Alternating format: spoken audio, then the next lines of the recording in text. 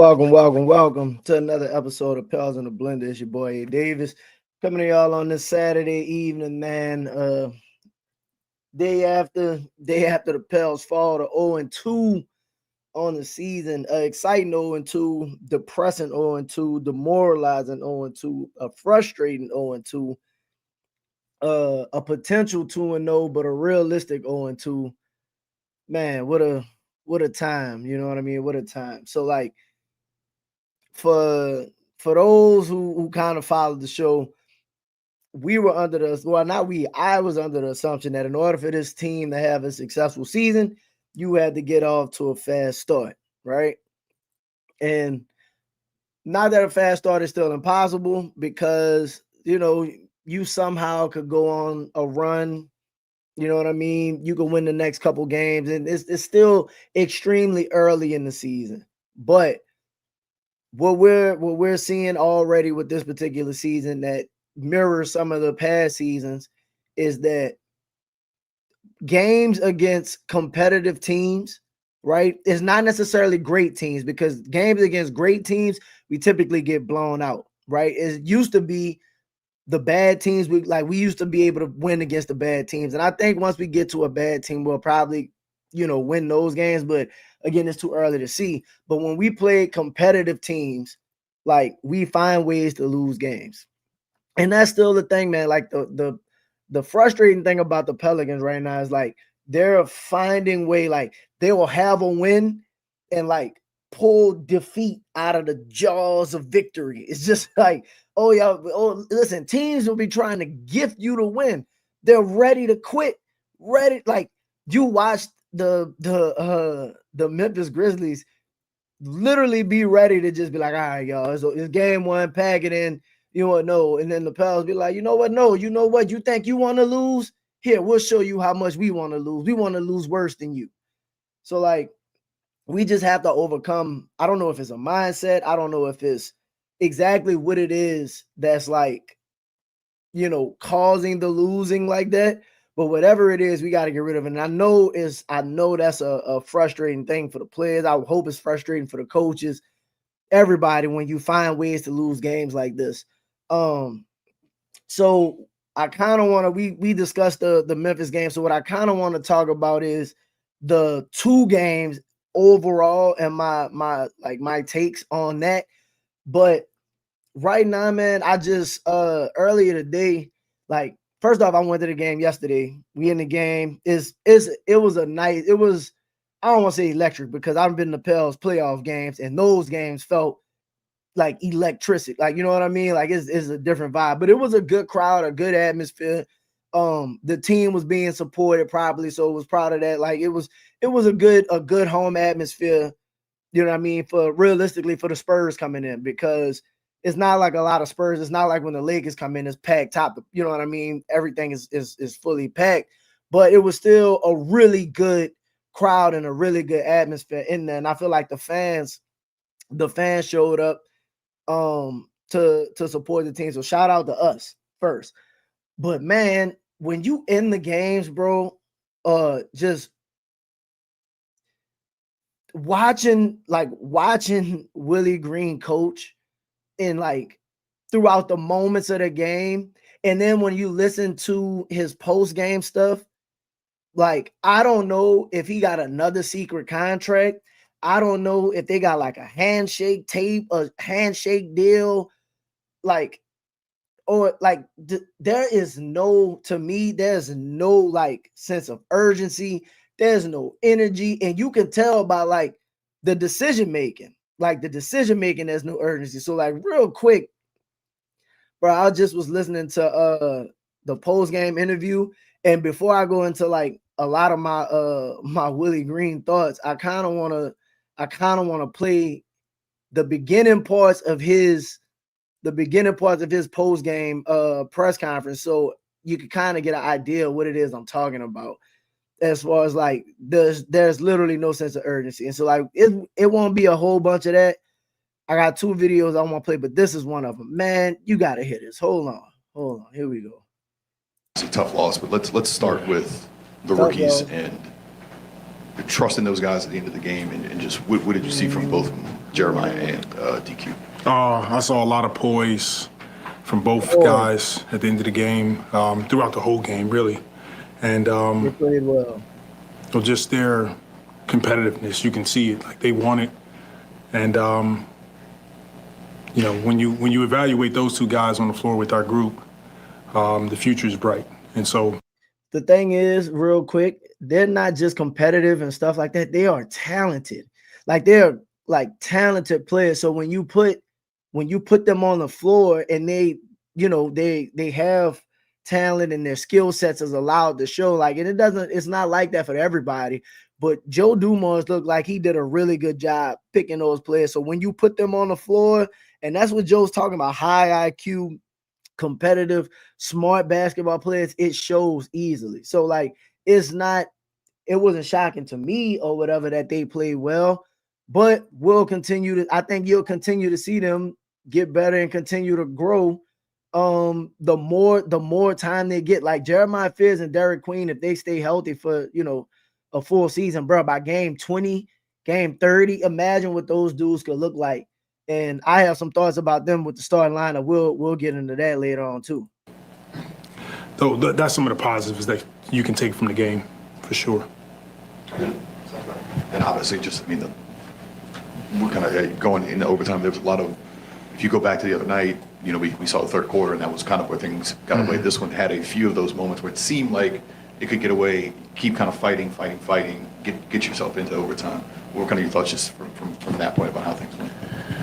Yeah, I loved our resiliency. I loved our fight throughout the whole game, especially especially when we got down.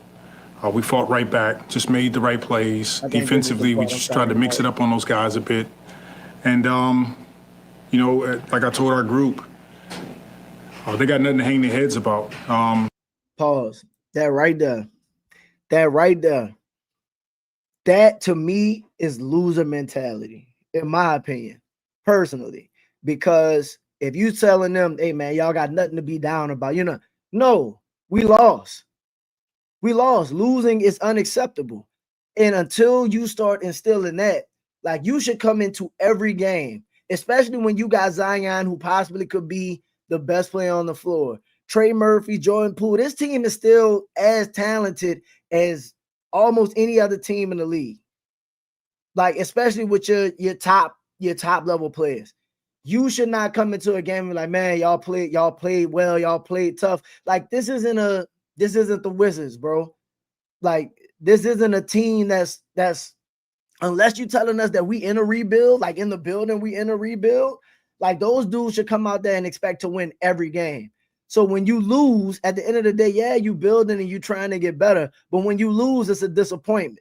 Like you absolutely, you know, yeah, you kind of got to be on to the next, but like, ain't like just competing or just losing close games is not good enough.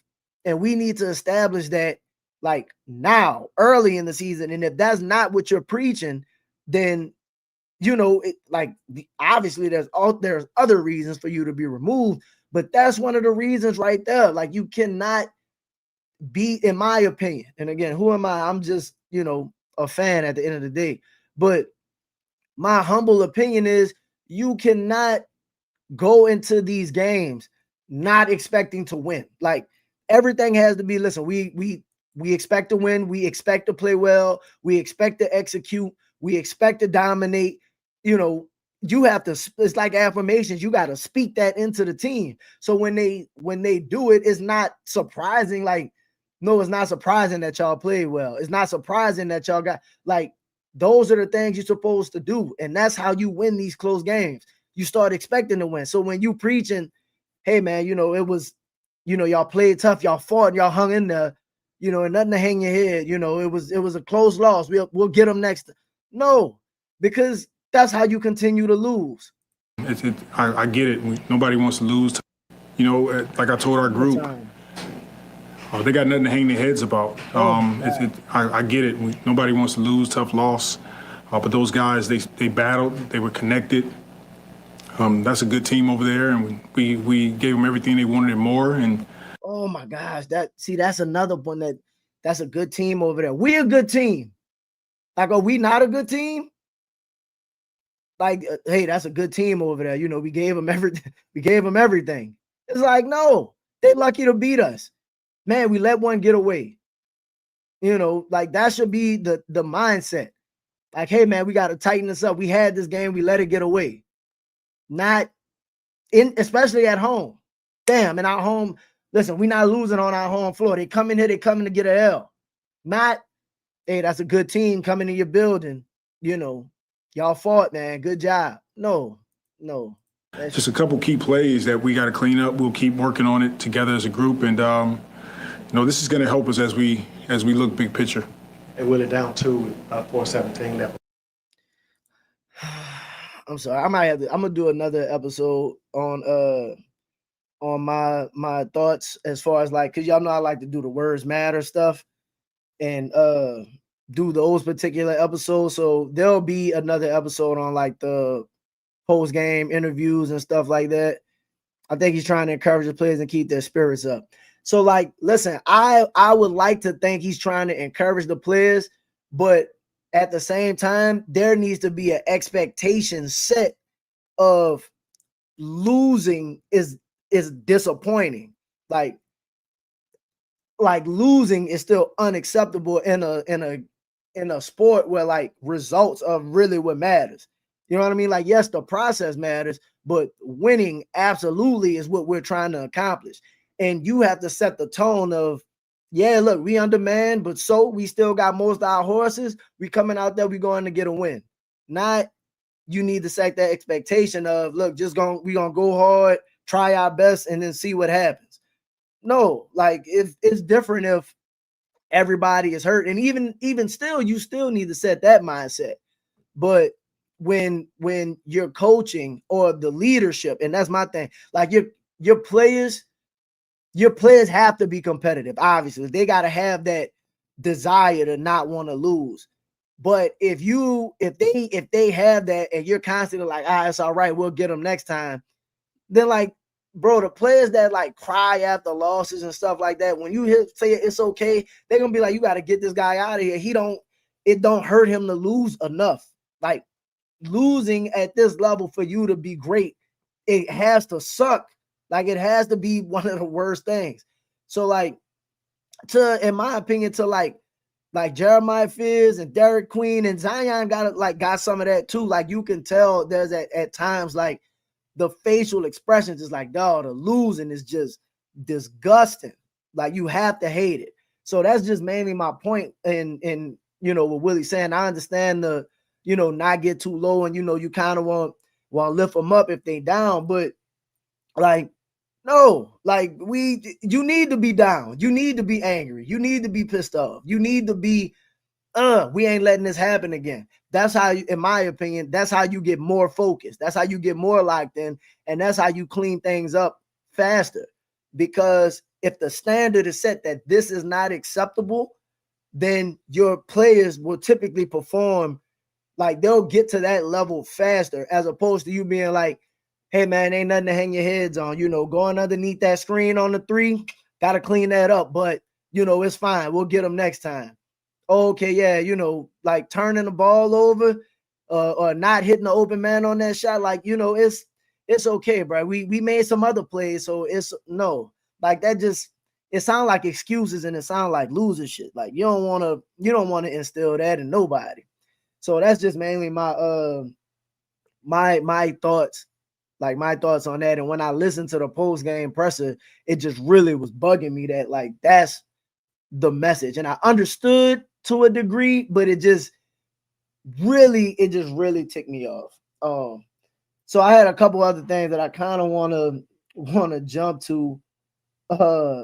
That's like what I think is costing the team. And in 2 games, you can tell that they're trying to figure out a lot of things.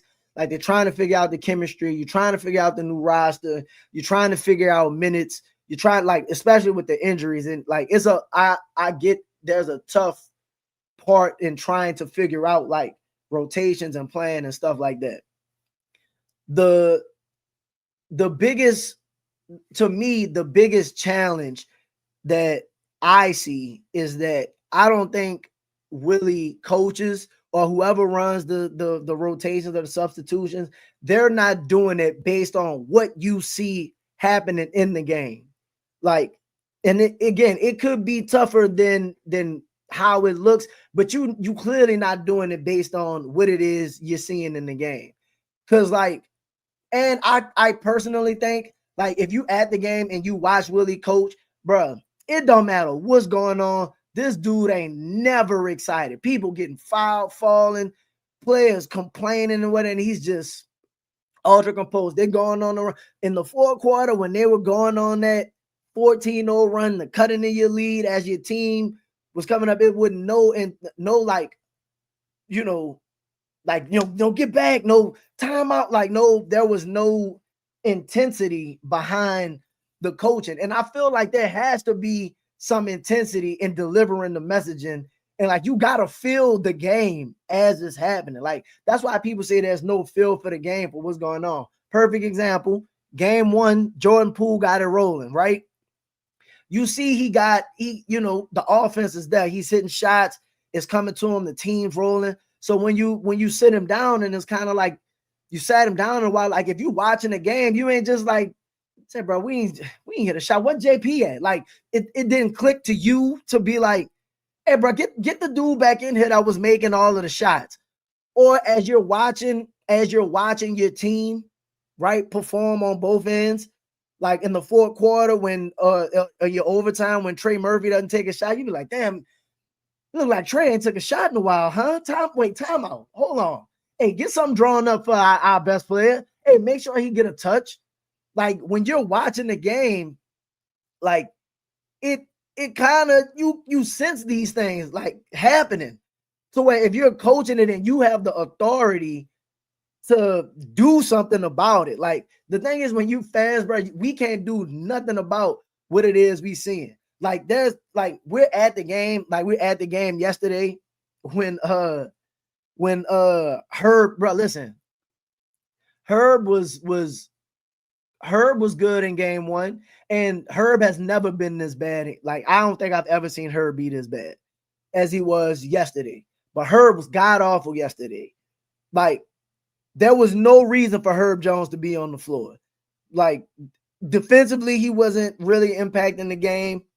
And they don't even have, other than Wemby, which you were guarding by committee anyway, and Herb not guarding him anyway. But like, there's no player that they have that's like you need specifically for a Herb Jones to guard, right? So if he's like terrible offensively and nothing to do really defensively, and the way Sadiq Bey was playing, if you're watching the game, it's fourth quarter overtime. You got to understand that, hey, man, Herb ain't made a shot today, right? Herb got some turnovers, don't he? Damn, hold on. Like, and ain't nobody tell you, and this is why I talk about the bench and stuff like that, like the coaches on the bench. Ain't nobody suggesting Sadiq Bey go in the game instead of Herb Jones in that moment. Hey, coach, how about we try Sadiq, man? He 3 for 4 from 3. He's been looking well. He was in the starting lineup. You know what I mean? You want to come back with him? You know, he defensively, he's solid. He's got some size. He could rebound. I know he's trying to rebound. He could get in there, be physical, and get some rebounds. You want to go with the veteran that's been in the league for a while? You want to go with that guy? No? Okay. I guess not. You really throw away, like, you throw away your opportunities to win in the game because in the four quarters and in the overtime when Zion, like the defense is locked in on Zion, you throw a person out there that they already not concerned about. But when he hadn't hit a shot all game, they really not concerned. And his confidence is probably shook to where, and yes, you know, you don't want to destroy him. Be like, oh, we don't believe in you. But like sometimes, bro, it's not your day. Sometimes it's not your day. Like, hey, I just can't hit nothing today. Like, bro, there were times where Draymond Green in the playoffs was like, if I got to sit down for us to win, like if I got to come off the bench for us to win, I'm willing to come off the bench. Like Willie Green should be able to make that decision. Hey, Herb, not today, not your day. You know what I mean? We're going to go with Sadiq. And it's not even a thought. Like we're trying to win. We're trying to win. Establish winning at all costs. Like that's what it's about. So that is like some of the stuff that really killed me as far as like the rotations and stuff goes. Like it's almost as if you're not watching the game. Zion, and I understand there's probably like you got to get the guys some rest and stuff like that. Again, it's game 2. Trey played 46 minutes, good. Poole played 41 minutes, good. Your rookies play, like all of those dudes played perfect. At the same time, like they should be able to. So you should be able to roll with them as long as you necessarily need to in these particular situations when you're trying to get a win.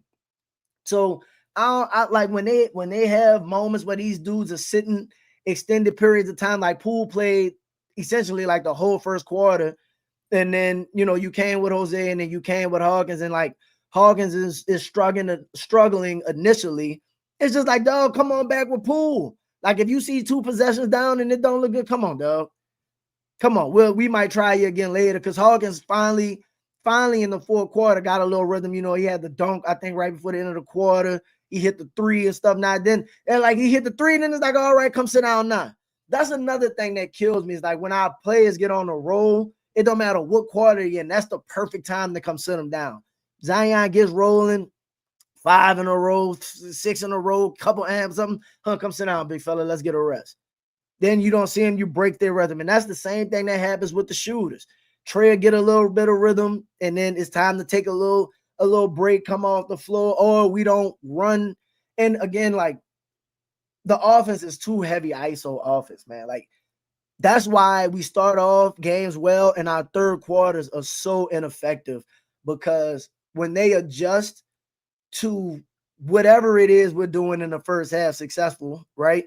In the third quarter, when they start adjusting, there is no counter to the counter. Like there is no counter to the adjustment. I think we damn near need to have 2 game plans coming into the game. We need a first half game plan and a second half game plan. Like, look, y'all, in the first half, this the offense we gonna run. In the second half, this the offense we gonna run. They'll never see it coming because it might sound complicated, it might sound insane, but if you have the one game plan you want them to do all game, then clearly when they make adjustments, we are not good at adjusting at all. So just give them 2 game plans. You got the first half game plan and then the second half game plan. If that's the case, you might have a chance of doing well. Maybe you need to do your work, on the front side early so we can have a chance to close out some of these games and they won't be as close. That might seem a little ridiculous, but I'm being completely genuine right now. Like I have no idea why in like the 4 quarters, like we don't run no sets. It's all heavy ISO, and then we play, like finally you got like Jeremiah Fears on the floor who can create some stuff for you. Trey, Poole, all of them, and to them like actually on the court to the players, it's becoming, and they're calling it right now like trying to find the chemistry, and that's part of it. I feel like there's also some selfishness going on right now. Like if you're at the games and you're watching it, and even sometimes you're watching it on TV, like you can see these dudes looking each other off all the time, or like not throwing the ball up early all the time. Like, let me dribble it down first and then see. Like, bro, no. Play unselfish basketball and allow y'all to help each other out. Like, if you get it up early, that man can hit you on the trail when you trailing down the court. Or maybe he can easily take the one-on-one and you get the assist. Like, it's just, and I understand what you got to do sometimes to find your game, but it just feels like when you watching them play that, and yes, the chemistry is to a degree. Jordan Poole has to be better. Zion, like your 3 were good yesterday, but they all still have to be better. Like they're defensively, they have to be better. So like they played a quality game, but again, they can and should be better. And I think part of that is just trusting each other and stop like the nagging and complaining and stuff like that too, bro. Like stop the nagging and complaining, bro. Y'all gotta get back. Like the transition defense, and I know I'm just kind of like rambling through everything, but that's just kind of how I feel. Like the transition defense, did y'all not watch the tape of the Memphis game or the tape of the Orlando game, and then still in this game, y'all come out and still getting beat in transition. And they did a better job of getting back. But like, okay, maybe we need to stop the ball. Like, it's still basic fundamentals. It don't matter if that's your man. Like, people be pointing who man. Bro, if you closer to the ball, just stop the ball. Just stop the ball. Pick him up. I'd rather you stop the ball and then we can scramble and try and figure it out the rest of the way. But like, just y'all help each other out, man. Y'all, like, they're a talented team. Like, Poole has been playing with a lot of effort defensively. Trey has been playing with a lot of effort defensively. He had some mental mistakes with those screens and stuff like that. But like, they've been playing with effort as far as like rebounding and intensity and all of that stuff is there. Like, see, hopefully once they know each other games better, the ISO ball would decrease. Yes, I'm hoping so. It just feels like part of what's going on as far as like the ISO ball is one, Willie has no, like, they don't run no offense. And like, you listen to people talk about the Jordan Poole and Zion pick and roll. Well, like, that's something that y'all can use all game. Like, you could use it all game. You could just essentially to cause some kind of defensive confusion. Like, I don't know what the system is because it don't feel like there's no system and or sets. Y'all might as well just run the pick and roll anyway. Like, pick and roll, it don't work, kick it to the next man. We'll pick and roll and just figure it out. And like, let that eliminate some of the ISO ball. But it feels like that's a staple of Willie's offense. And I asked the question yesterday. I don't know if it was I think it was yesterday's show I did before the game of like, are they not capable of running like motion offense, 5-out offense, pass and cut offense, like screen and go offense? Because typically at the end of games and throughout games, like, you see there's stretches where they don't do it and they just rely on the talent and skill to win these games. And my thought is, if that's the case, you also, as the coach, you have to demand that they run some of these sets. You have to demand that they move the ball, that they trust each other, and that they do what they're supposed to do. Because the looking players off and stuff like that, bro, it don't do nothing but put you in tough positions. And typically it ends up in a bad play because you'll have an easy play and choose a tough one. And tough stuff is hard to get out of. So obviously, they are playing better. Man, they look like a good team. But 0-2 doesn't mean you're a good team. And especially the way that you lost these games that you should have won, because they're gonna have games where they're obviously, the season is ups and downs. You're gonna play good, you're gonna play bad, stuff like that. They're not gonna go like the season and lose all of the games and stuff. But you got to remember, man, the NBA, ESPN, everybody picked y'all to win 30 games. And it's because they probably counted on y'all losing games like this. Games where you up, 15 and you give up a 20-0 run. Like that same Memphis team got blew out by 40 the other night to Miami. And in my opinion, Miami don't have the talent that y'all have.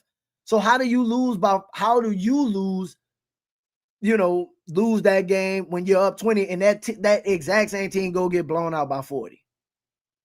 That goes to show you didn't handle your business.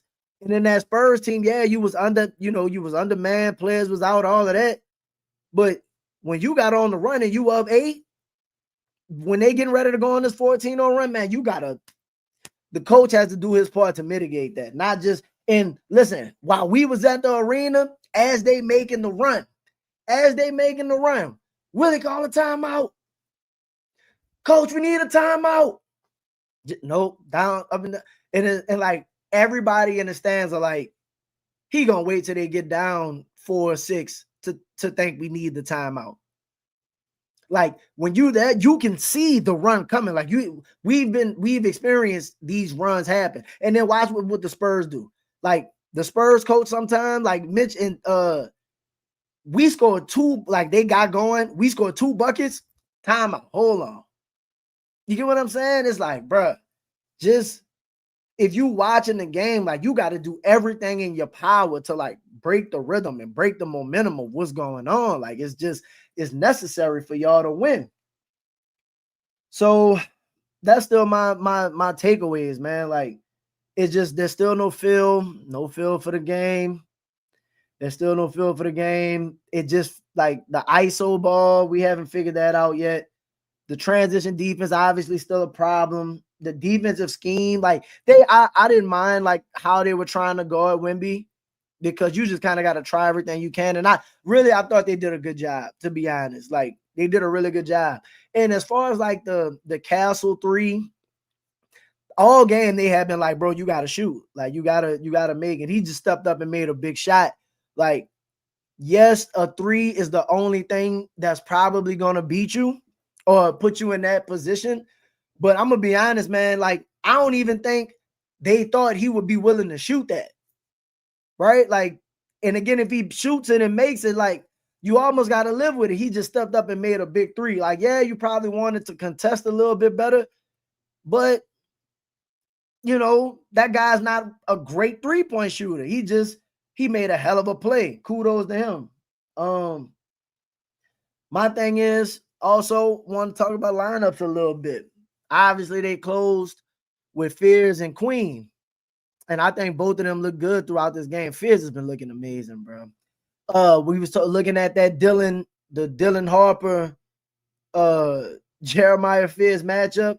I think Fears did a really good job in that matchup. Did a really good job in that matchup, bro. Like, he was attacking everybody. He just did what he does. Poised, you know what I mean? Big shots, solid defense, boxing out, competing for rebounds. There was a couple possessions at the end of the game where he just kept players alive. Him fighting for the rebound kept players alive. Though, I don't know when or how we go about making a decision. And I think the lineup it'll probably be too small. But at some point, I think the lineup that I want to see, the starting lineup, Jeremiah Fears, Jordan Poole, Trey Murphy, Zion Williamson, and Derek Queen. I think that's the perfect blend of your young players with your star players. Honestly, that's the core of your team. And you figure out how to fit everybody else in. Man. You know, you have multiple ways you can play. Jeremiah's proven to be poised. You put Poole in a situation where he's more off ball and on, where he can run around and stuff. You get Jeremiah the valuable experience he needs. If he keeps growing at the pace that he is, his game, you know, catching up and whatever, bro, it's gonna be hard to keep that dude out of the starting lineup, in my opinion. And again, I'm not benching Poole, so I think it just, and you've seen defensively, like, they can play together. Like, they're not getting dominated out there when those two are out there together, you know. And then you bring Herb off the bench. Who will your bench be? Herb. And you can still stagger it. However, you probably be better off, like, when you do decide to stagger it a little bit. But then you have, you know, Missy Carlo whenever he's back. Missy Carlo, Sadiq Bey, Herb off the bench. DeJounte whenever he comes back. That's not a bad lineup either. Whatever one of your stars you got coming off the second unit. But that's, to me, that's the lineup. The lineup they closed with. And Derek Queen has showed, like, there's not going to be a worse, I don't want to say worse, because Joker is a worse defensive matchup. Like, that's just a different animal. But you can't do nothing with the great centers anyway, right? You can't do nothing with the great centers anyway. And Z been averaging damn near 10 rebounds a game. Trey rebounding has been better. Queen is a good rebounder. This dude ain't played at all. And you handling, you know what I mean? You handling yourself really well against one of the tallest players in the league. So I think they'll be able to survive, like, the rebounding if they do it as a team. But, bro, like, give me Derek Queen in the starting unit, personally. And then I think you'll be able to have more ball movement. You'll be able to play a bunch of different types of ways. the young players will come along a lot faster. I just think that'll be a good lineup, man. I like what I'm seeing from them. I think they're gonna be good. If they can stay healthy, they're gonna be good. At some point, I'm assuming within the next couple games, you're gonna hear him for defense. I bring Poole in for 6-man. So look, with Herb's defense, and I'm not saying Herb is not impactful, because he is. Obviously, he's a great defensive player. But I personally just believe in offense. I believe in offense. And what we saw, and again, teams are playing different, but when they had the starting line, the lineup I was just talking about out there, they didn't play terrible. They didn't play terrible defensively. Like when they were closing the game, they weren't bad defensively. Trey just had some lapses. You know what I mean? Like they didn't just get dominated. So I think they could compete and play. Jeremiah's been a lot better defensively than people thought he was going to be. Queen did a really good job. Even in game 1 against Jaren Jackson, he did a solid job against Jaren Jackson, and he did a decent job in his minutes against Wemby. And that's two of the, I mean, you got to think they're looking at Wemby's an all NBA player. Jaren Jackson's an all NBA player, all-star level player. And he did good in his minutes against them. So I think you can survive for sure. I don't know, bro. Like, I don't think we have, and Chaz alludes to this a lot about not having a lot of room for error. And I just think, like, the margins of victory are so small. I just think having that particular group on the floor together, like, kind of would maximizes everybody. And even if you decide to sub in, let's say you decide to sub in, Herb or Trey, like bringing Herb off the bench, you ain't hurting bringing Herb off the bench. If you playing now, what you would be doing, honestly, is you would be strengthening, because in the second units, we be having trouble scoring, but you would also strengthen your defense. You would strengthen the second unit's defense and hopefully not allow a lot of the runs that happens when second units come in. It's like Zion can't come off the floor. It's like, all right, well, if I take Zion off the floor and I'm putting Herb in, then hopefully we should be able to mitigate a lot of that. Like defensively, the intensity should be able to stay up. Similar to when we used to come off the bench with Najee or Dyson or something like that. Like, they should be able to kind of hold down the fort against some of the better teams. So I don't know. That's just kind of my thought on it. Of like, you can still be effective with her for sure, but it doesn't put the offense in such a hole, because you have more. Not saying that Herb can't create and stuff like that, but you have people fitting into their more natural positions, I think, if that makes sense. Or at least that's how I view it right now. So a couple things on Zion real quick.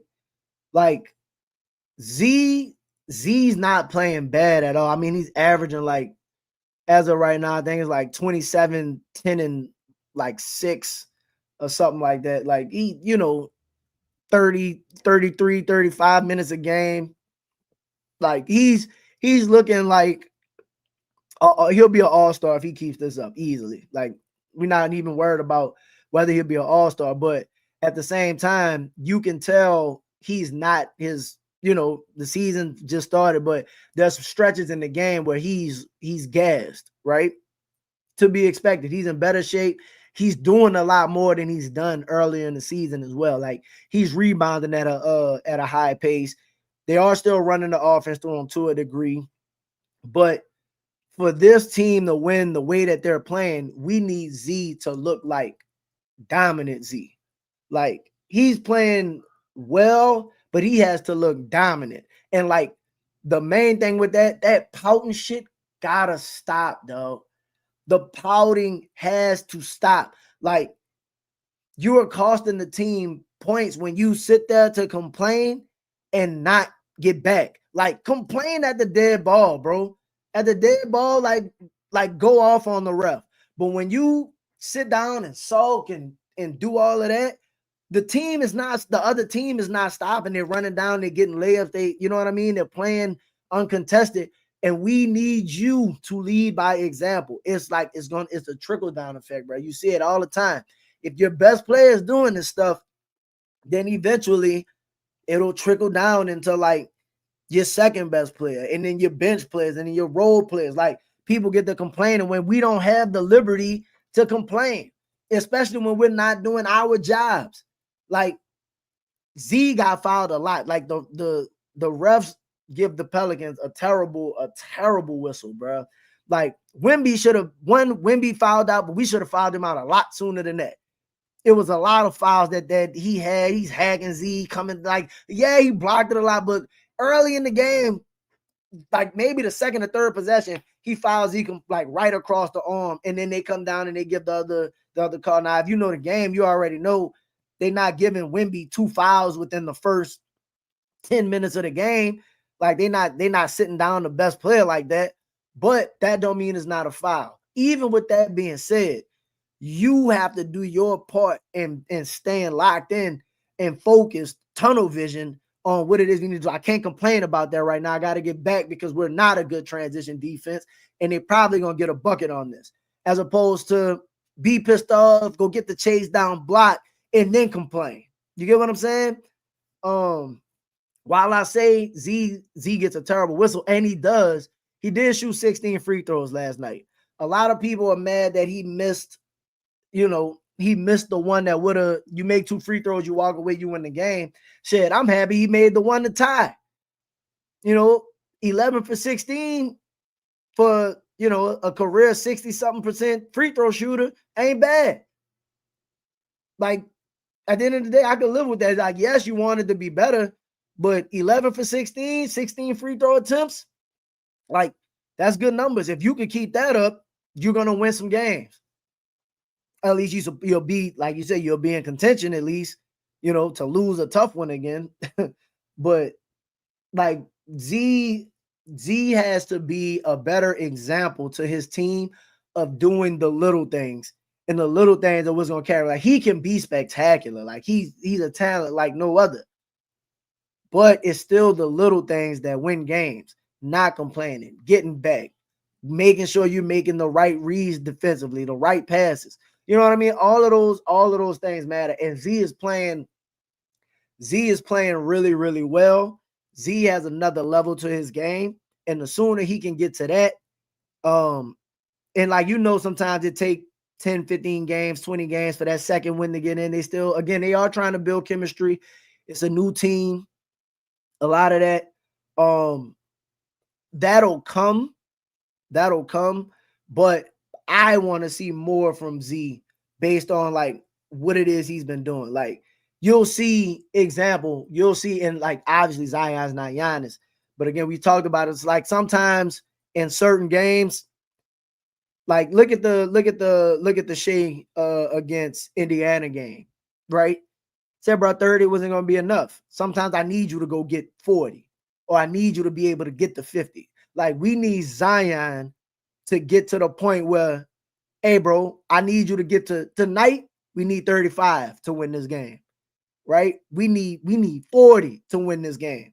And when he can get to that point where, like, he can do that consistently, that's when we'll really be the team that we need to be. Like, because Trey can give you the 25 and like pop for 40 every so often or something like that. It's your best player and your great players that need to be able to, it's one of them games where, like, Ja game 1 gave us, what was it, 33, 35? Like, Z, you got a 27 ain't enough, bro. Like, I'm coming to the conclusion to, like, now watching this team, Z legit got to average 30 to 32. And it's doable, especially if you watch the play and the style of play and stuff like that, for us to be good, or for them to win. So hopefully he takes that and like internalize it, or hopefully somebody is in his mind about it, and like, yeah, you can rely on your teammates, they got to do their job, but you are the best player. 27 is great. 27 ain't enough. We need you to be 30, 32. The minutes, like the minutes, for example, that need to be 35, 36. You know what I mean? 35 on a regular.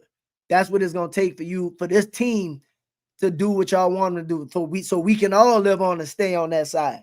Because this level that we at, while y'all look a lot better, it's just not enough. Whoa, shout out to Trey. Appreciate you. I still want to see Zion pull that 10 to 13 foot midi. He can average more points off of that. He just need Trey and her to make a few more shots and we win. Absolutely. And that's another thing. Like, he has opportunity to take those shots more often and not put the taxing on his body. He has good form. You just gotta, like in the Memphis game, he shot it early and then didn't shoot it again. And in this game, you waited to the end of the game to shoot it. Like, bro, just shoot that shit throughout the game. Just shoot it, bro. Like you ain't gotta shoot the threes. I have to get to the rack all the time. Just shoot it all the time. Like, and it'll be fine. Like, even again, if you shoot 5 of them and you go 2 for 5 or 3 for 5, like, that's good shooting numbers on top of what it is you already do in the paint. And it's going to open up your game more. Like, don't save it for the end where, like, yeah, you got to feel kind of, but like, bro, if you get consistent with hitting that, like, you'll be able to easily get to the 32 points per game. You got to do it. And then, hold on, let me pull that back up. Trey, my bad. If you like average more right at the bat and you just need Trey and Herb to make a few more shots. Like, Herb was god-awful, and then game 1, Trey was awful. And typically, they play better than that. Now, you give Herb and Trey a little bit of grace. You give Herb and Trey a little bit of grace because, they both coming off injuries, ain't played. Well, the whole team ain't played in a while, if you be honest. Like, if you really want to think about it, because Poole was playing in a losing situation where they wasn't really trying to play. They shut him down early, tanked. Z got shut down early. Trey got shut down early. Herb missed most of the season. So, like, all of your best players ain't played, like, in a long time. And then they still had the summer of rehab and yada, yada, and all of that. But they ain't played basketball in a while. So I do understand the chemistry taking time and all of that. But these are games that y'all have to be able to win because y'all are good enough to win these games. This is absolutely true. Z may need to go 40 to overcome Willie. That's exactly my point, bro. The 27 ain't enough. The 27, 29 ain't enough. That's enough for you to lose close or for y'all to be fighting. We need you to be 33 to 35, like, consistently. And I know that sounds crazy, but if you think about it, when OKC went on, they, like, became a great team, Shea just started averaging 30. Like, you could just book 30. Like, and with Shea's 30, then everybody else started coming along. That's how it need to be. Like, Z need to be 30 a night, 32 a night, 35 a night. Like, damn, Z had another 30-point game. That's where you need to be, bro. The 27 ain't enough. Especially when all of the other stars understand that 27 is like, bro, 25 is minimum for, like, a max level player. If you're a max level player, 25 is the bare minimum, bro. Like, you gotta get that. So you need to be an elite player. 30, 10 and 5, 30, 10 and 8, like 30, 12, and like, yeah, that's where you need to be at for that to work. 19-0 run, 14-0 run. You got to get to those high numbers to overcome that. Because you know what ends up happening? When you on that 19-0, like the 30 and the 32s we'll be talking about, it's probably a couple buckets during those runs. So where that 19-0 run is probably like a 19-8 run. Like, if that run is 19-8 or something like that, you probably still win. And you win comfortably. 14-0 run. If that run is 14-6, you win. 5-point game. Like, bro, you can't allow somebody to just score 20 straight points on you, 15 straight points on you. Like, a lot has to happen for somebody to score. Like, at minimum, you're talking about, for example, 14 in a row. At minimum is like 7 straight buckets. Or even if it's 3, 6, 9, 12, 5 straight buckets. Like, come on, dog. Y'all got to be better than that. Y'all got to be better than that. And that's just That's what's going. That's what if you want to win and y'all still early, the potential is there. The potential is there. Even in the year they won the 49, they lost games like this. These are the exact games that they would lose. You know, you would play a quality team, the game would be close, and you lost all the close games.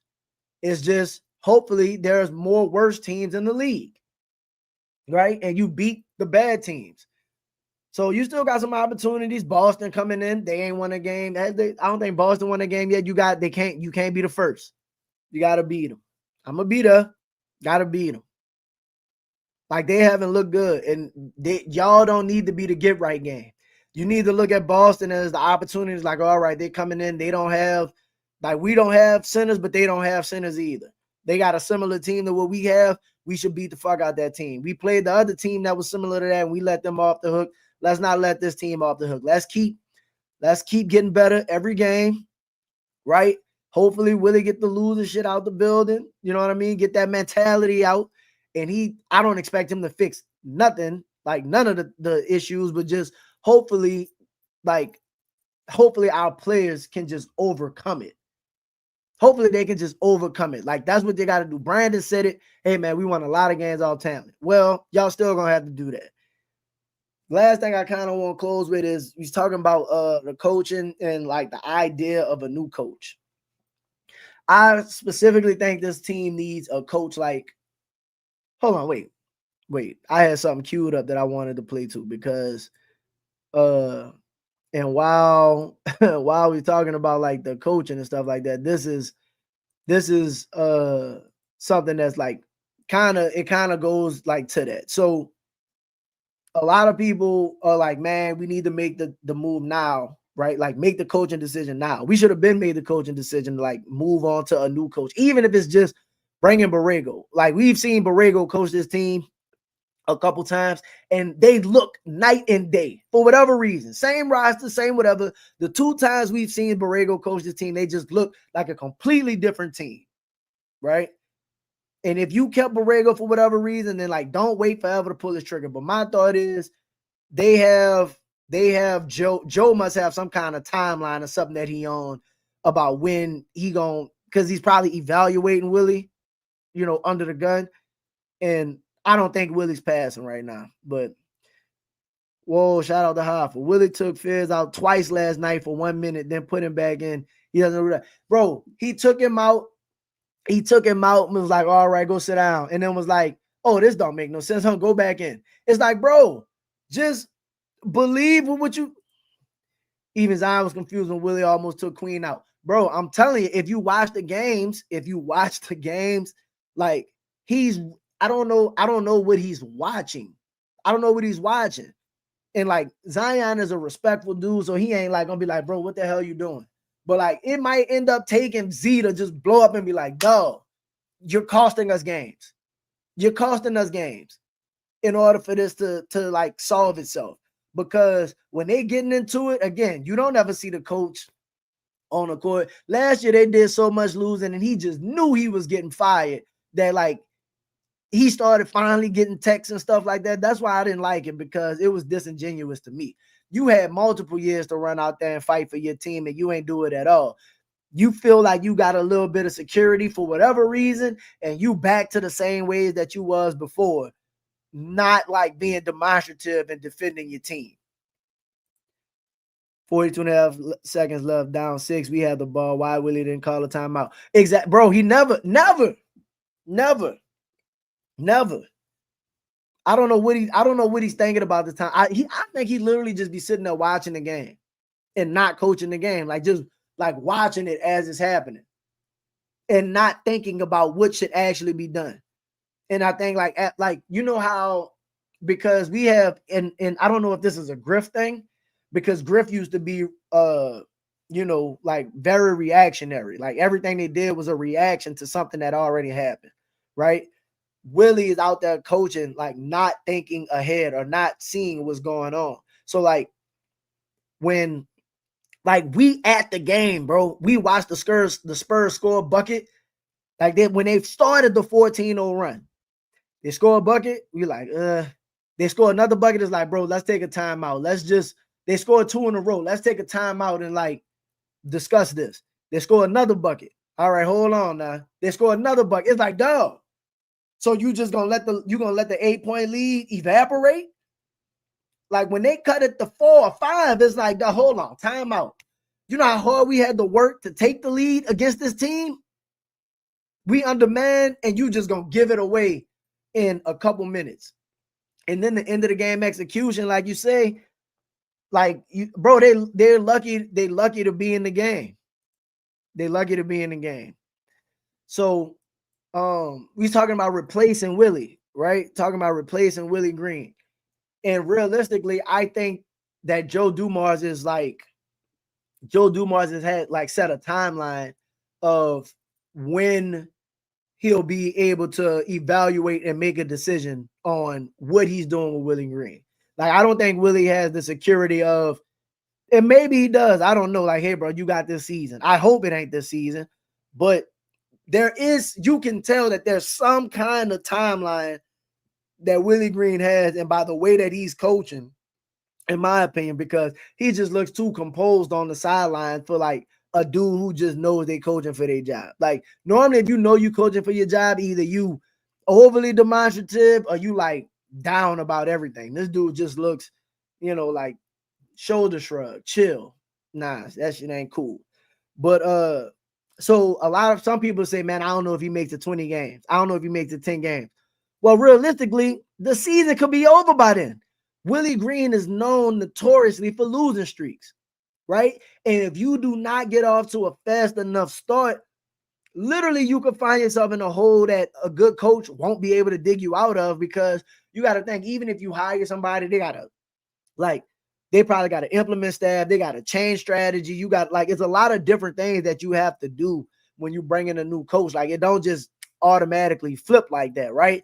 Like you will want to coach like in the off season and stuff. But like if you fired and brought somebody in, it'll probably still be an upgrade, but there is a adjustment period. So if you give Willie 10, 20 games, dog, you could be looking at 3-15, like 5-12. Who knows? Is that unbelievable? No. And this is why I did the episode on it before. So like, hold on, watch the clip. You got to watch the clip. Talk about the inconsistency and the losing. So I just want to put this out here. Willie Green has, I gotta look it up. Willie Green has 4 10-game losing streaks. Like throughout his career, he has 4 10-game losing streaks. Like that's insane. Like a 10-game losing streak will completely derail the season. That's one thing. He had 1 9-game losing streak. So like I know some of them happened last year. So you had a 9-game losing streak last year and 2 10-game losing streaks last year.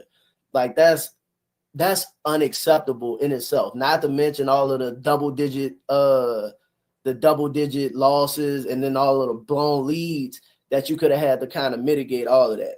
So he's also had 7 losing streaks of 4 or more games. Like, so you have, and all of that's separate from the 10-game losing streak. So you have 7 losing streaks of 4 or more games. So the magic number for Willie is 4, essentially. At 4 wins max, you not get like a loss. You could almost book a loss coming. So I just wanted to play that real quick because 0-32 went down in the fourth quarter. This is the thing. Willie follows that Phil Jackson style, let the players figure it out. Listen, that works with championship level teams. Phil Jackson wasn't doing that shit with like not Michael Jordan, not Kobe Bryant. Yeah, I could let Kobe and Shaq figure it out. You know what I'm saying? I could let Jordan figure it out. Man, name a team that Phil coached that didn't have one of the all-time great players on it. Willie Green better not follow that motto. He should have been fired. Maybe he could.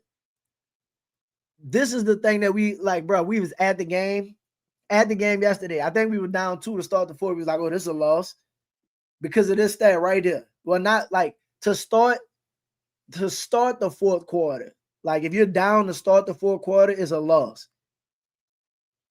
Like if you just down 1, if you're not leading going into the fourth quarter, is like we haven't won a game like that in. I don't know. Is that the stat? Is it 0-32 now? Right? Willie will give you a 10-game losing streak in a heartbeat. It don't matter who he have on the court. A 4-game, 5-game losing streak. And then you got tough teams coming up. It wouldn't be nothing to start off 0-5.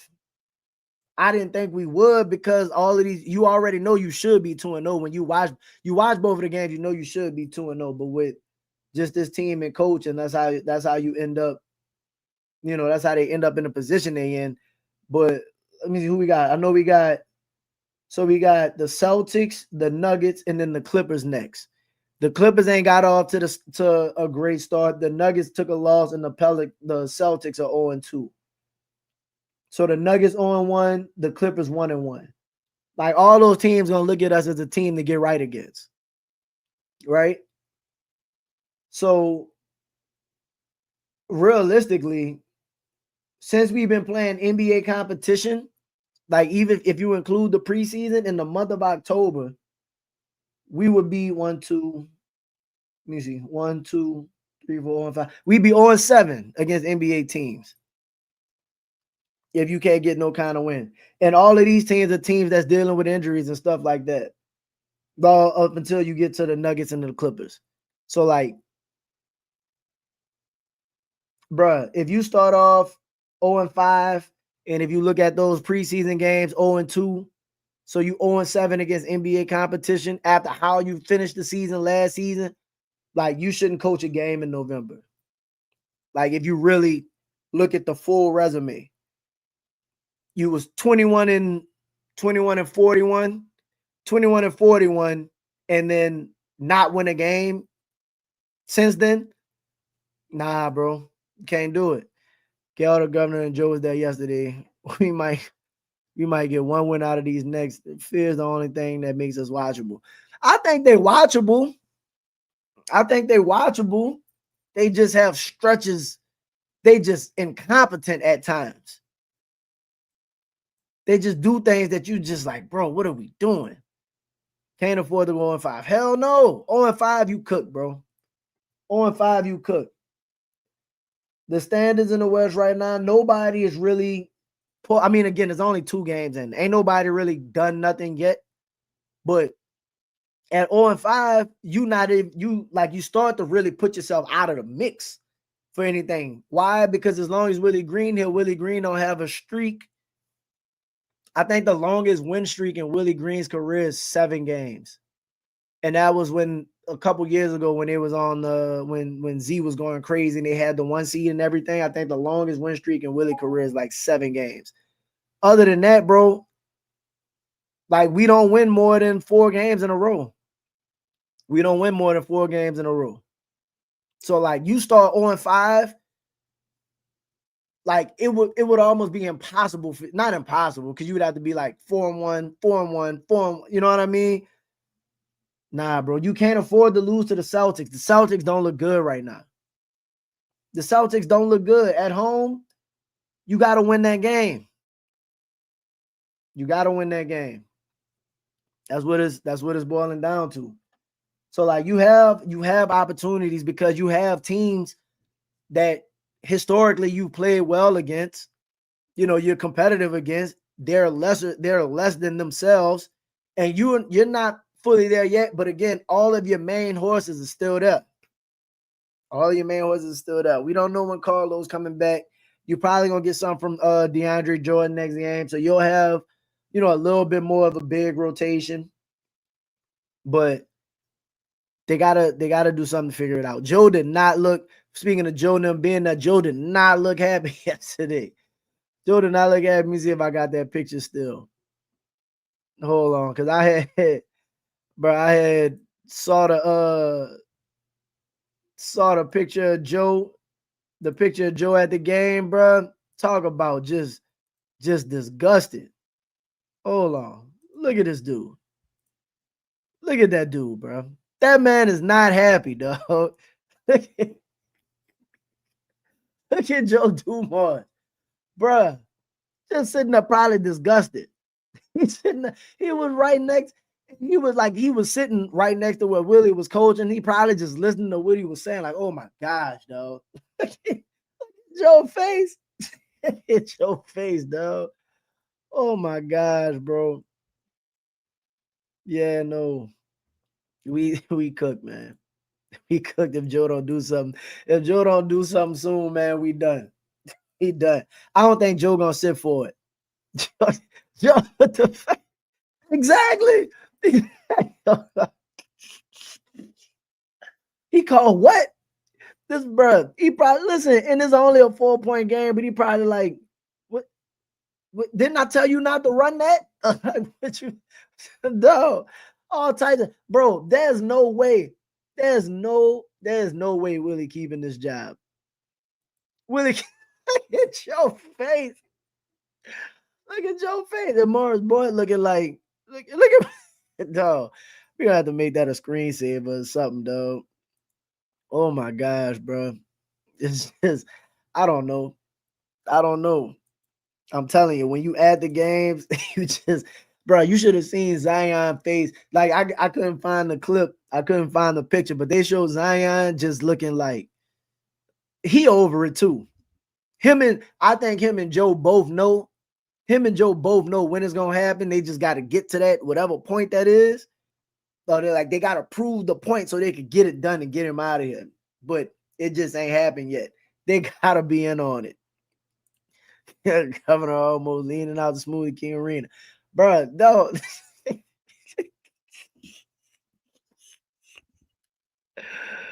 Oh yeah, that was me. He said that was born. Yeah, that was me. That was me. Me, our whole little section. Boo, boo. Dog, yeah, absolutely, absolutely. He know it, and then throughout the game, bro, like you couldn't even give him credit for certain stuff. Like they had a okay defensive game plan, but it's just like, bro, you not like holding them accountable for like when Trey is constantly going, like they was going under the screens all game on the one dude that shoot the threes for the team. Devin Vassell is the one dude that's like Champagne could shoot too, but he's more like a spot up shooter. Dog, we doing our part. I'm in there Monday. I'm in there Monday. I might have to get me like a Fire Willie shirt, but I don't think they're gonna let me in with it. I got my Fizz jersey yesterday. That thing cold-blooded, dog. The red Crescent City Fizz jersey. Oh my God. Them bitches fire. Queen have another good game. I'm gonna go get the Queen jersey too next. Might have to get the white Queen jersey. But dog, we doing our part, bro. We doing our part. Even after the game, we booing. After the game, we booing. Trying to like not to be mean, but honestly to support the organization, support the team. You got to do whatever you can to get these decisions made. Like when Herb subbed into the game, he just shouting out, bro, like, is somebody not looking at the stats? Herb 0 for 7. Herb was a -20. And we like Herb. They got a Herb day. Herb got his own day. That don't mean he can't go sit down for this fourth quarter. You're not playing well. If you're not playing well, you don't need to play. Put Sadiq Bey in the game, who has started getting some rhythm. Come on, man. Yeah, they still want dog. Anytime, did you see what Luka did the other night against Minnesota? Luka got 2 40-point games to start the season up, dog. And the Mavs sitting there 0-2. Yeah, part of that's Kyrie being gone, but like AD just not Luka. And the defense ain't looking that damn great. So I hope they don't figure it out against us either. So, no, you got to do what you got to do as fans. You got to do what you got to do to get some change. Zion needs to say it's time to pull a plug on Willie. I agree. And if he got that relationship with Joe, he need to have that conversation. I think I ain't gonna lie, bro. I think they did have that conversation. Because if you listen to how Zion talk about Joe, and I did this when he was talking about it like in the offseason. When Zion talk about Joe, it's like, man, that's Joe Dumars, right? Like reverence and respect, and like glowingly. Like he talks about Joe glowingly. And when they asked him about Willie, he was like, we talk. Like he could talk to me. Like, what you mean he could talk to you? Of course he could talk to you. He the coach. But like you can tell that like he ain't really, and it's because of stuff like what I said earlier. It's because of stuff like that. Like if I'm Joe Dumars, like after the game, I need to hear how Willie addressing the team. Good job, man. Y'all fought hard. Fought hard. No, we lost. Care nothing about care nothing about how we fought. We want to win. It is not acceptable. That needs to be the message. One goal. You ain't getting to that one goal with Willie Green, bro. It's not possible. And if you keep him around long enough, even if you got to go to Borrego temporarily, if you keep Willie Green around long enough, he'll derail his season. He will derail your season. He 4 10-game losing streaks. It's doable. He can do it. He can do it. And I got another 9 game. So like 0-5 is on the table, and I'm the one who said they're gonna win 49 games, bro. I believe in the team. I believe in the talent. And in my opinion, it's been a little 50-50 where Trey, if Trey don't play terrible game 1 and Herb don't play terrible game 2, you probably win. But those things happen, and your coach wasn't able to do the little things that you needed to do in game 1, like not sit Jordan Poole, who was on a heater, for 8 minutes in the second quarter or whatever, however long he was sitting, or making sure he didn't get no shot. Or in game 2, Trey Murphy not calling up no set for Trey Murphy, who had found his offense the entire overtime. That type of shit can't happen, man. So again, we know what it is, bro. Like what I'm hoping is that we get him out of here, and we get, like, a lot of people like they don't want Tibbs, like, Thibodeau, and I'm like, bro, Thibodeau or Willie Green. And I posted the video. You want to go to jail? You want to go home? That's how I look at it. You want to go to jail? You want to go home? You want Tibbs? And with like his successful track record, yeah, he might run some players into the ground, but that dude have been to conference finals, and you know what I mean? They made the playoffs consistently and stuff like that. I take Tibbs over Willie Green in a heartbeat. Or you get Mike Malone and see if you can bring Mike Malone home. They got some other coaches. I'm going to do an episode about that too, like the potential coaches, because I like the idea of Sam Cassell, but I think hiring somebody like Sam Cassell would depend on like what you're doing with the roster to a degree, because I don't think if you keeping, like, if Zion and Trey are still your main focuses, then I don't think you can go with a coach like Sam Cassell that's unproven. I think you need to get championship level people in at every level and let them do what they've done and do to win championships. That's how you do it. Joe Dumars, if you notice, everybody, and I can't remember who said this, but everybody that Joe Dumars is bringing in is like from, like, not the Pelican way, right? Like you bring in Looney and Jordan Poole, like, hey, teach us the Golden State way. You bring in DeAndre Jordan to be like, wherever the hell you just came from, Denver. Teach us teach Derek Queen the Denver way. Like Joe Dumars, like, from, he's from here, but you know what I mean? Championship, like, we need all that type of stuff brought in to be able to fix this shit that's going on. And when you got a history of bad habits, it takes time to get out of those bad habits. And you need a coach that's going to be there daily to instill those habits in this team. That no pouting, getting back, and all of that. Like, you need somebody that's there daily, that they respect. They don't respect Willie Green, in my opinion. He doesn't demand the respect of the team. He's the coach, but you can tell he doesn't command the respect of the troops. And if your leader doesn't command respect, you'll never get nowhere. So, man, appreciate all y'all for tapping in. Hit the like button, share the stream. You know what I mean? Visit the channel, bro. We got all kind of other videos. Go check those out. Like, subscribe. Appreciate all y'all. I'm gonna be in I'm absolutely going to the game Monday, and hopefully we could get a win there against the Celtics. I think we got a good opportunity to get that done. We'll see. And then, we'll reevaluate. But I'll probably put out an episode early Monday, you know what I mean, before we go into the game. So be on the lookout for that, man. Appreciate everybody for tuning in. Y'all enjoy y'all weekend. Good luck with the Saints play tomorrow. Good luck to them tomorrow. If not, y'all enjoy y'all day. Peace.